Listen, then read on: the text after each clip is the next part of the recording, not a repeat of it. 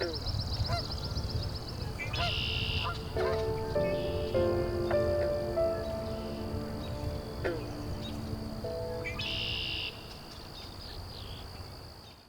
cours des dernières années, le marais a acquis une grande notoriété auprès des universités et des chercheurs, si bien qu'en ce moment même, plusieurs recherches sont en cours dans le marais et nous souhaitons en accueillir davantage. L'organisme a également l'opportunité d'accueillir des stagiaires dans différents domaines d'études. L'ensemble de l'information qui est recueillie tant au niveau des chercheurs que pendant les stages est très utile, pas seulement pour eux, mais pour l'organisation, afin de documenter les biens et services rendus par le marais, mais également pour fournir du matériel éducatif pour la programmation.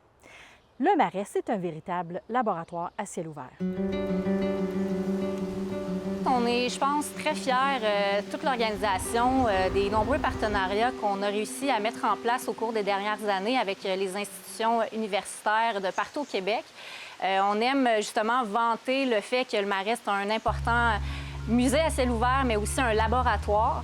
Donc, on le sait, avec les changements climatiques, les municipalités, la société en général fait face à de nombreux enjeux. Puis on le sait que les milieux naturels comme les milieux humides ont d'importants rôles à jouer.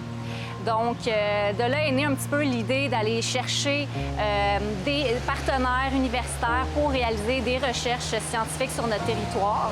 Et je dirais même que très souvent, on est très chanceux, ce sont les universités qui se sont intéressées à nous, au marais de la Rivière-aux-Cerises, parce que c'est un site unique, tant par la biodiversité que par ses fonctions écosystémiques.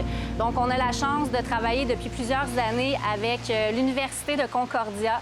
On a actuellement une station de recherche qui est en place depuis 2018 qui prend de nombreuses données en lien avec les paramètres, c'est en lien avec les changements climatiques notamment.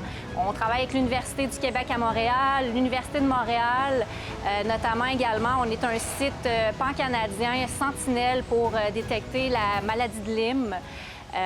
On réalise aussi des études avec Polytechnique Montréal au niveau de la qualité de l'eau.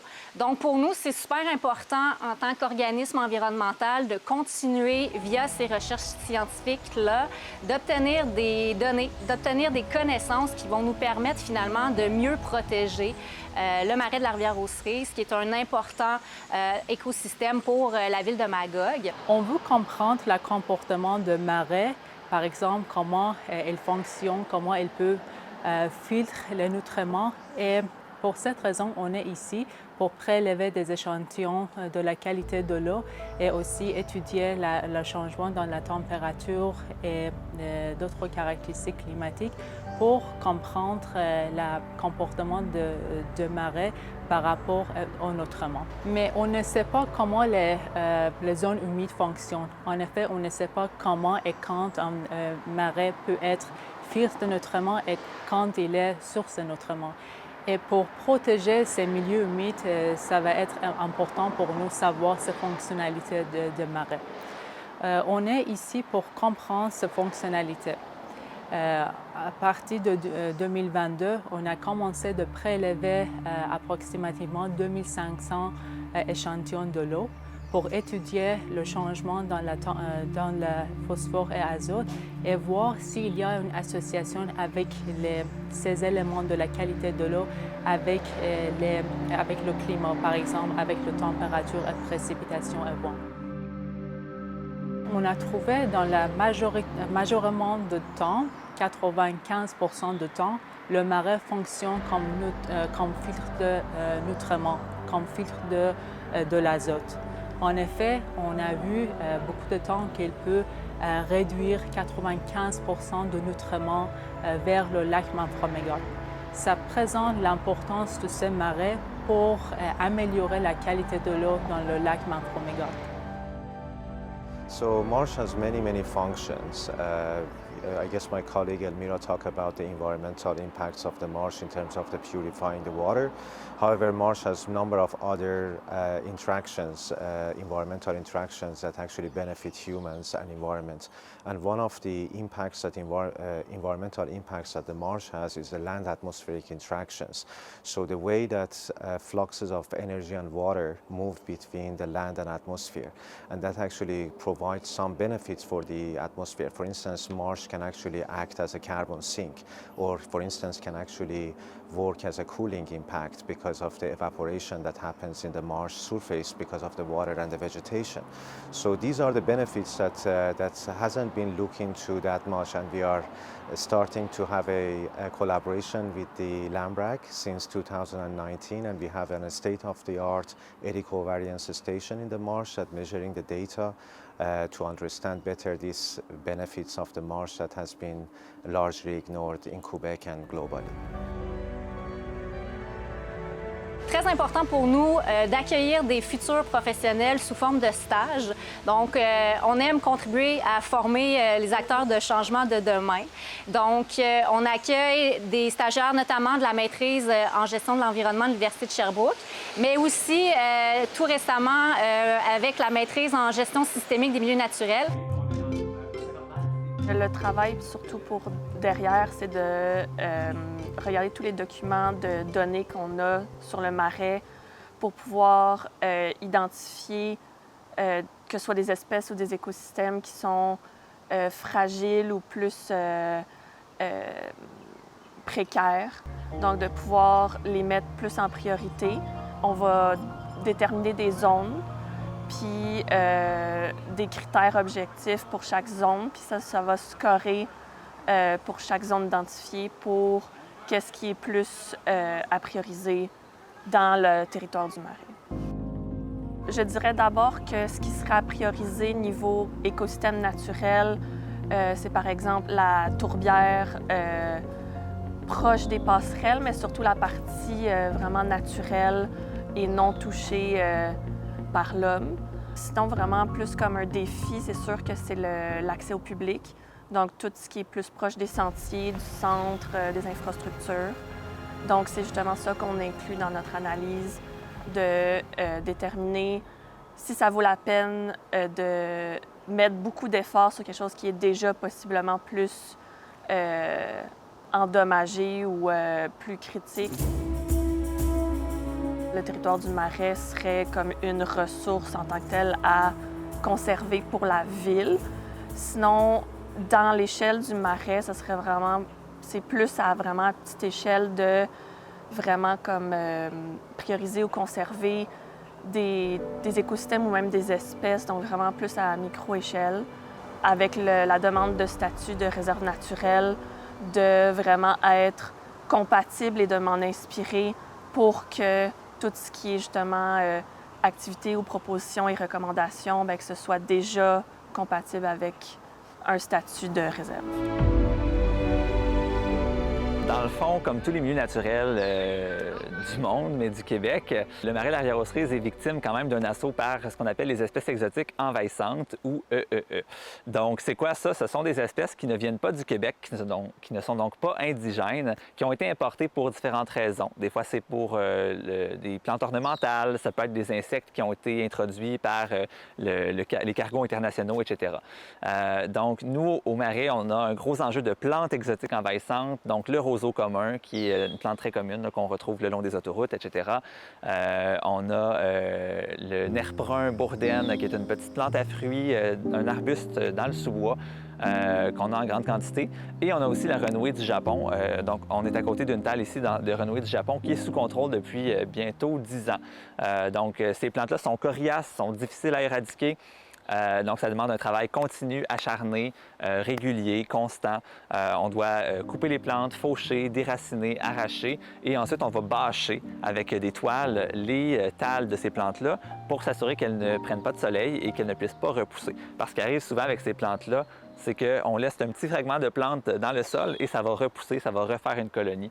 Donc, nous, ça fait 10 ans ici, par exemple, qu'on travaille sur la renouée du Japon et elle n'est pas complètement encore éradiquée, mais on approche. Donc, les petites plantes qui continuent de sortir, c'est des petites feuilles très faibles. On y arrive à bout, mais on voit que pour une toute petite talle, ça a pris 10 ans de travail là, pour pouvoir essayer de l'éradiquer. Pourquoi les plantes exotiques envahissantes sont-elles problématiques? On a un excellent exemple derrière moi. Le roseau commun, souvent aussi connu sous le nom de phragmite, c'est une plante qui vient de l'Eurasie, qui a été importée pour des raisons ornementales, parce que ça fait des beaux petits plumeaux comme ça pendant l'été, puis à l'automne, il tourne violacé, ce qui est assez magnifique.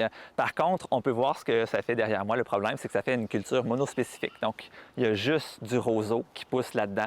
Il n'y a plus de quenouilles. Ça fait compétition à notre quenouille nationale qui est juste ici à côté de nous. Donc, ça fait compétition aux autres espèces qui sont indigènes, donc les espèces qui grandissent naturellement au Québec, sur notre territoire. Et ça crée une espèce de désert de biodiversité. Il y a juste une espèce qui pousse là-dedans. Et en plus, le roseau, c'est pas une espèce qui est tant utilisée par la faune. C'est pas vraiment comestible. Elle n'a pas de fonctionnalité comme la quenouille. Donc, le pollen est utilisé par plusieurs espèces pour faire des nids, par exemple. C'est pas le cas avec le roseau. Donc, le problème des espèces exotiques envahissantes, c'est qu'ils vont faire compétition aux espèces indigènes. Ils vont prendre leur place, ils vont les remplacer et ils ne remplissent pas nécessairement le même rôle dans l'écosystème que les plantes qu'ils remplacent ou qu'ils écartent. Donc là, ça peut appauvrir la biodiversité et causer des problèmes au niveau des écosystèmes. Ça peut même causer des dommages aux infrastructures humaines. Le roseau commun, ça perce des toiles de piscine, etc. Donc, c'est pour ça qu'on fait la lutte aux espèces exotiques envahissantes, c'est que ça a des conséquences économiques et écologiques. Derrière moi, on se retrouve dans un petit champ. Ça, c'est l'endroit propice où on peut retrouver des tiques, surtout les tiques à pattes noires, qui sont porteuses de la fameuse maladie de Lyme ou maladie de Lyme. On entend les deux, Lyme's disease en anglais. Donc, c'est une maladie qu'on entend de plus en plus parler, surtout au sud du Québec. En fait, nous, dans la région ici, en Estrie, on est un des hotspots de la maladie de Lyme. C'est quoi cette maladie-là? En fait, c'est une bactérie qui est transmise à l'humain par les tiques lors de la morsure. Donc, les tiques, on dit, elles vont piquer, mais en fait, elles mordent et elles prennent un repas de sang. Et pendant qu'elles s'alimentent de notre sang ou du sang d'un animal, elles peuvent transmettre la bactérie de la maladie de Lyme. Donc, cette maladie-là, le premier symptôme, généralement, qu'on va avoir au site de la morsure, ça va être la petite plaie en forme de bullseye qu'on appelle, donc un cercle autour de la morsure, dans 70 % des cas environ. Donc, gardez un œil là-dessus si jamais vous rencontrez des tiques. Donc, la maladie de Lyme, ça peut avoir des effets très néfastes pour la santé. Ça peut être lourdement handicapant même pour certains.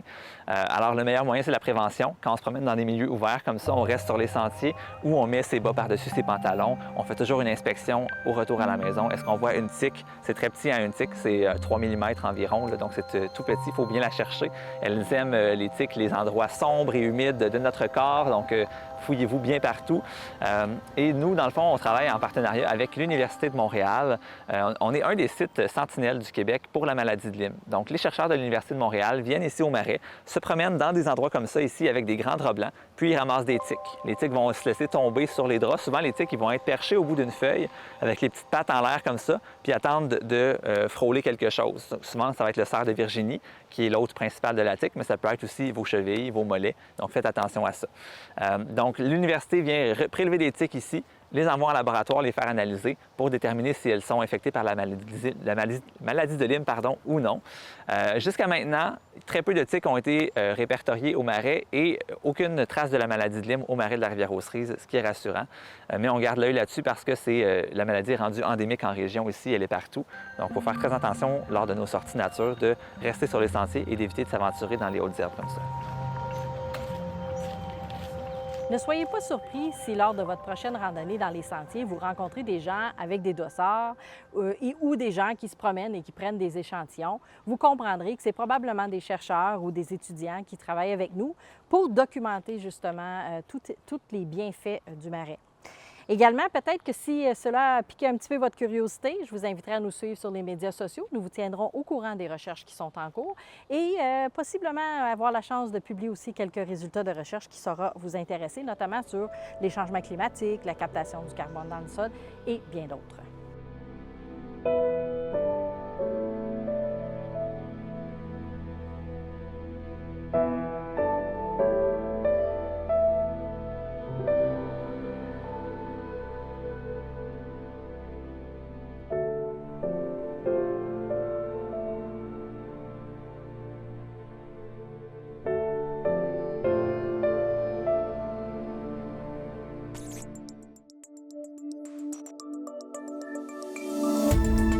Cette émission d'Accès est appuyée par Cogeco et est rendue possible grâce à la collaboration de la communauté avec Nous TV.